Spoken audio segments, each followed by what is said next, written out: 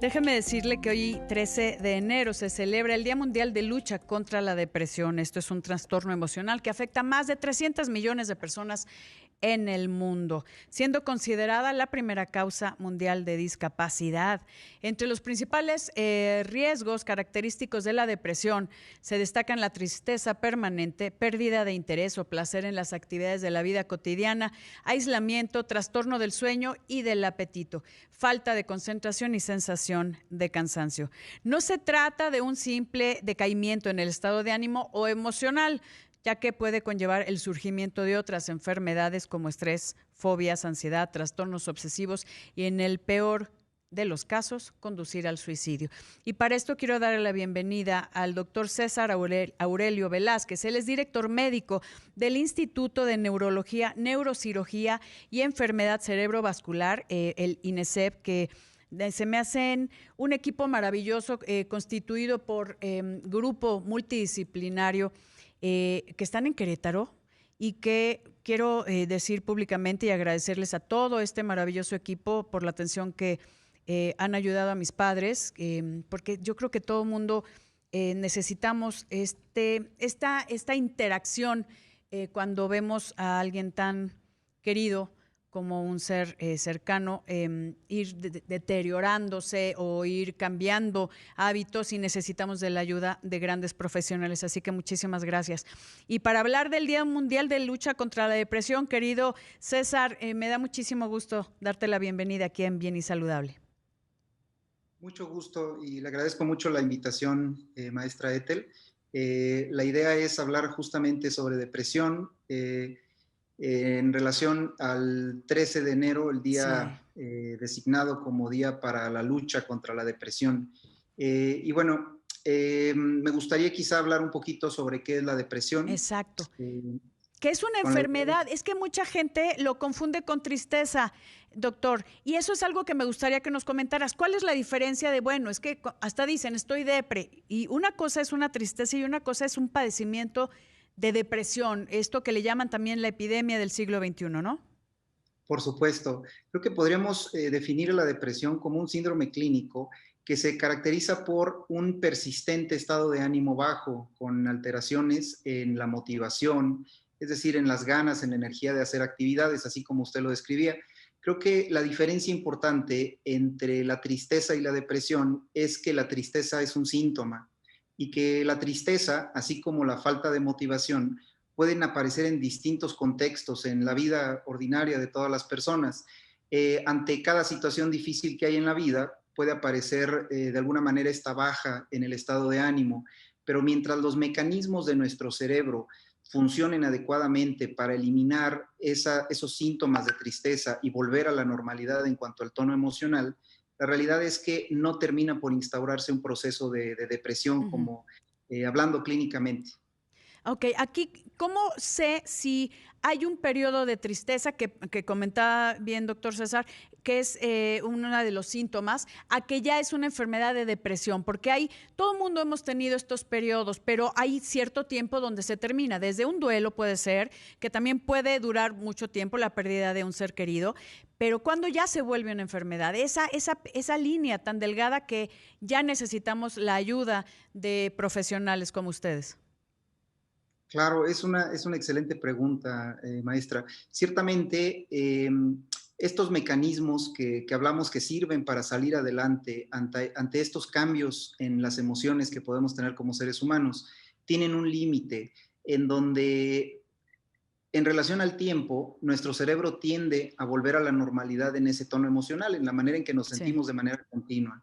La cuestión es que cuando empiezan a generarse cambios que son irreversibles, como la acumulación de unos pequeños receptores en un lugar de nuestro cerebro que se llama corteza dorsolateral, es lo que denota ese cambio irreversible, donde nuestro cerebro es incapaz de, por sus propios medios, regresar a la normalidad.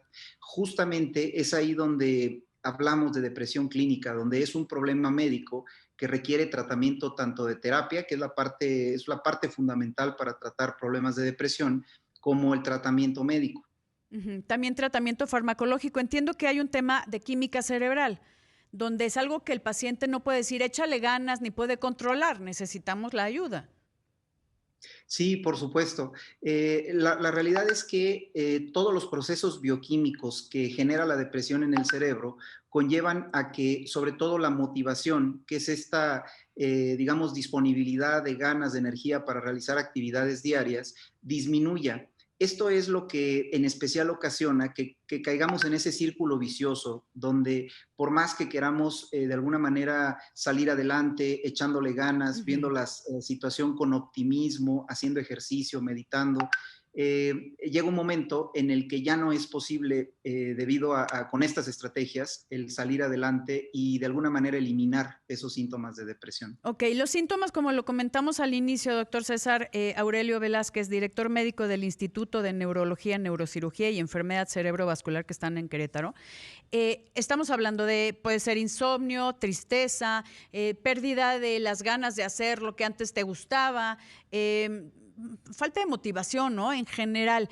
¿Cuánto tiempo, me decías más o menos? Por ejemplo, hay ciertos periodos de duelo, hay ciertos periodos que sí es normal, pero el que pase que 3 meses, decir, oye, ya deberías de estar un poco mejor, ¿o no? Por supuesto. Estadísticamente se ha descubierto que en la mayoría de estos procesos, cuando aparecen estos cambios a nivel del cerebro y suceden más de 30 días, es Ujú. bastante improbable que estos cambios reviertan por sí solos. Es decir, estos periodos de adaptación con síntomas de depresión que son representativos, porque a Sí, veces pueden ser muy sutiles y no generar cambios importantes, pero esos 30 días quizá marcan la diferencia entre que nuestro cerebro pueda volver a la normalidad solito o no hacerlo. En el caso de una pérdida importante en la vida, como sería un sí. duelo por la pérdida de un familiar cercano, estaríamos hablando de dos procesos que inician al mismo tiempo, es decir, con la pérdida de esta persona cercana, pero que evolucionan de manera diferente. El duelo, es decir, esta parte psicológica de la despedida, del aceptar que esta persona no está Sí. y a veces incluso de sacar lo mejor de ese tipo de situaciones tan difíciles, es algo que puede llevar meses. Es decir, ese proceso de duelo, de cierta manera, en términos estadísticos, lleva aproximadamente 3 meses. Ok. Cuando se complica puede ser más prolongado y esto a veces puede tener relación con un episodio de depresión, por ejemplo. Ok. Aquí, ¿cómo hacemos el diagnóstico? O sea, ya que se tienen esta sintomatología, se busca la ayuda, que eso sería ideal, porque mucha gente tarda mucho tiempo en solicitar y en pedir una mano. Eh, cómo lo diagnosticas? ¿Por tiempos, por la sintomatología? Sí, por supuesto, tienen que ver todos los aspectos. Es decir, tomamos en cuenta la parte de la gravedad de los síntomas, es decir, si una persona tiene un tiempo relativamente corto, rara vez menos de 15 días, pero un tiempo relativamente corto, y hay síntomas de depresión bastante profundos, Ujú. con pérdida de la motivación que llegue a tal grado en el que quizá la persona no se levanta, que Ya no quizá quiere hacer incluso hay nada. ideas de suicidio, es donde uno puede considerar que se requiere tratamiento de manera inmediata para Para evitar atender esto. Querido doctor César Aurelio, voy a ir rapidísimo a una pausa y regresamos con el tema del Día Mundial de Lucha contra la Depresión y con información para usted. Volvemos. Enseguida lo más importante. Continuamos nuestra charla. Bien y saludable con Ethel Soriano, la voz más saludable de México.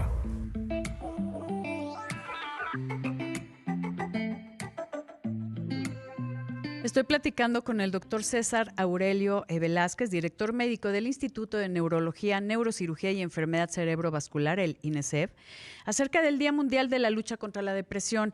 Y estábamos comentando acerca de cómo se hace el diagnóstico, querido César, para que puedan ya enfocar con un diagnóstico preciso que no es una tristeza, no es una distimia, que podríamos hablar que esto es como una depresión menor y que mucha gente puede vivir así, pero ya cuando hay la enfermedad de depresión, este padecimiento que sí es una patología y que sí merece un tratamiento multidisciplinario, bueno, ¿qué opciones tenemos para manejarlo?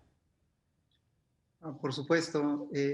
Ciertamente, hablamos un poquito de la parte del diagnóstico en relación a los síntomas, a la gravedad, Sí, pero también la repercusión a nivel funcional, es decir, qué tanto impacta en la vida de las personas, en su funcionamiento personal, laboral, familiar, social en general. Y ciertamente en cuanto a las opciones, creo que lo ideal es aceptar que hay algo que quizá está siendo difícil en nuestro estado de ánimo, en nuestro funcionamiento diario, y buscar ayuda. Los profesionales en salud mental, psicólogos, trabajadores sociales, psiquiatras, médicos de primer nivel de Contacto. atención, pueden ayudar mucho en ese aspecto. Es decir, el buscar ayuda es el primer paso para poder resolver el problema de la depresión. Lo cierto es que el tratamiento puede ser muy variable, puede incluir la parte de terapia que va enfocada a resolver estas cuestiones que están generando la tendencia a los síntomas de depresión y a tener herramientas para poder enfrentar situaciones sin desarrollar esos síntomas de depresión. Entonces, también farmacológicamente, o sea, va a ir dependiendo, acuérdense que esto no son recetas de cocina, estamos hablando de que hay que hacer una evaluación muy personalizada para saber cuál es lo que desencadena esta sintomatología y cómo tratarla, pero sí hay solución y por eso es el manejo multidisciplinario, porque puede verse desde diferentes áreas, ¿no? Sí, por supuesto. Incluso aquellos episodios de depresión o síndromes depresivos donde hay síntomas leves y donde no hay una repercusión tan importante a nivel del funcionamiento, la verdad es que pueden atenderse con terapia exclusivamente. El tratamiento médico está indicado para los casos moderados, severos y graves, por supuesto, sobre todo porque los cambios a nivel del funcionamiento del cerebro son más pronunciados y por lo tanto el tratamiento médico hay ocasiones en los que es necesario. Afortunadamente, los medicamentos que están disponibles hoy en día para tratar este tipo de problemas no son especialmente adictivos, ni dañinos, ni problemáticos y son muy efectivos. Esto lo comento sobre todo por esta, noción que tiene la gente negativa de los medicamentos que se usan en psiquiatría en Sí. relación al estigma hacia la enfermedad mental. Claro, es que hay muchos estigmas en relación a la enfermedad mental, por ejemplo, el de los psiquiatras, ¿no? Hablar de locura y uso esta palabra, pero los médicos, los psiquiatras son médicos de las emociones y también yo creo que todos nos podríamos beneficiar de su atención y es importante que empecemos a cambiar esa forma de pensar. Si necesitas ayuda por alguna cuestión mental, hay profesionales que nos pueden cambiar la vida, ¿sí? Nos pueden mejorar la calidad de vida sustancialmente. Por supuesto, Ethel. Ciertamente eso lo vemos mucho en el tiempo en el que tardan las personas en buscar ayuda. Sí. Estas barreras que llevan a que las personas acudan a recibir atención en salud mental tienen que ver con ese estigma justamente. Hay estudios que nos dicen que en general las personas adultas tardan cerca de 10 años en buscar ayuda cuando hay un problema de salud 10 mental. años, wow, muchísimo Y tiempo perdido. curiosamente, cuando este tipo de problemas inician en la etapa infantoadolescente, el lapso de tiempo suele ser cerca de 20 años. Entendiendo también que más del 80% de los problemas en salud mental inician en la etapa de la infancia y la adolescencia. Por eso es tan importante hacer diagnósticos oportunos para poder recibir el tratamiento y que mejore tu vida. Eso es muy importante y obviamente hablar, prevenir los casos de suicidio que también se da por esta terrible enfermedad. Querido doctor César Aurelio, ¿alguna página donde podamos, la gente que nos escucha en toda la República Mexicana, poder hacerle las preguntas o las dudas que tengan en cuanto a este padecimiento? Sí, por supuesto, Ethel. Ciertamente hay mucha información en el Internet, Sí. en las redes sociales. Yo sugiero que traten de buscar esta información en lugares donde haya, por ejemplo, páginas Sí, gubernamentales. bases científicas, ¿no? Con que no nada más sean páginas, porque sí hay demasiada información que no siempre tiene el soporte científico. Así que, pues las páginas gubernamentales, como también están estos centros como el Instituto de Neurología, Neurocirugía y Enfermedad Cerebrovascular, donde también tienen información específicamente de los líderes de opinión y de los